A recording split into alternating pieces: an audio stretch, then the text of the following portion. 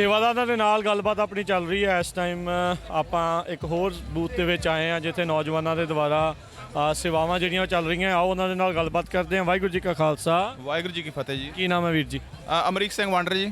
ਸੋ ਅਮਰੀਕ ਸਿੰਘ ਜੀ, ਤੁਸੀਂ ਸਾਰੇ ਜਣਿਆਂ ਨੇ ਮਿਲ ਕੇ ਅੱਜ ਸੇਵਾਵਾਂ ਜਿਹੜੀਆਂ ਕਰ ਰਹੇ ਆ, ਕੀ ਸੰਗਤਾਂ ਦੇ ਲਈ ਸੀਗਾ? ਪਹਿਲਾਂ ਤਾਂ ਸਾਰੀ ਸੰਗਤ ਨੂੰ ਜੀ 12ਵੇਂ ਨਗਰ ਕੀਰਤਨ ਦੀ ਟ੍ਰੇਸੀ ਦੇ ਵਿੱਚ ਬਹੁਤ-ਬਹੁਤ ਵਧਾਈ ਦਿੰਦੇ ਹਾਂ ਜੀ।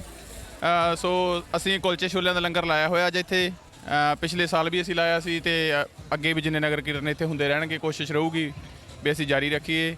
ਸੋ ਕੱਲ੍ਹ ਤੋਂ ਸਾਰੇ ਜਿੰਨੇ ਵੀ ਆਈ ਆ ਸੰਗਤ, ਇੱਥੇ ਜਿੰਨੇ ਵੀ ਸੇਵਾਦਾਰ ਪਹੁੰਚੇ ਆ, ਬਹੁਤ ਸਹਿਯੋਗ ਦਿੱਤਾ ਸਾਰਿਆਂ ਨੇ। ਤੋ ਰਲ ਮਿਲ ਕੇ ਕੰਮ ਦੀ ਹਜੇ ਵੀ ਤੁਸੀਂ ਦੇਖ ਰਹੇ ਹੋ ਸੰਗਤ ਆ ਰਹੀ ਹੈ, ਸੇਵਾ ਚੱਲ ਰਹੀ ਹੈ। ਤਕਰੀਬਨ ਮੈਨੂੰ ਲੱਗਦਾ 3 ਵਜੇ ਦਾ ਟਾਈਮ ਹੋਣਾ, 4 ਵਜੇ ਚੱਲੇ। ਸੋ ਹਜੇ ਵੀ ਸਾਡੇ ਕੋਲੇ ਕਾਫੀ ਫੂਡ ਹੈ। ਸੋ ਹਜੇ ਕੋਸ਼ਿਸ਼ ਕਰਾਂਗੇ 5 ਵਜੇ ਤੱਕ ਅਸੀਂ ਲੰਗਰ ਜਾਰੀ ਰੱਖੀਏ। ਸੋ ਬਹੁਤ ਖੁਸ਼ੀ ਹੈ। ਤੋ ਸਾਰੇ ਤੁਸੀਂ ਵੀਰ ਜੀ ਇੱਥੇ ਲੋਕਲ ਟ੍ਰੇਸੀ ਤੋਂ ਹੀ ਆ? ਹਾਂਜੀ, ਮਾਊਂਟ ਹਾਊਸ ਤੋਂ ਵੀ ਹੈਗੇ ਜੀ, ਮਨਿੰਦਰ ਸਿੰਘ, ਉਧਰ ਸੰਦੀਪ ਸਿੰਘ ਟ੍ਰੇਸੀ ਤੋਂ, ਇਧਰ ਬਾਈ ਨਰਿੰਦਰ, ਲੈਥਰੋਪ ਤੋਂ ਕੁਲਵਿੰਦਰ ਸਿੰਘ।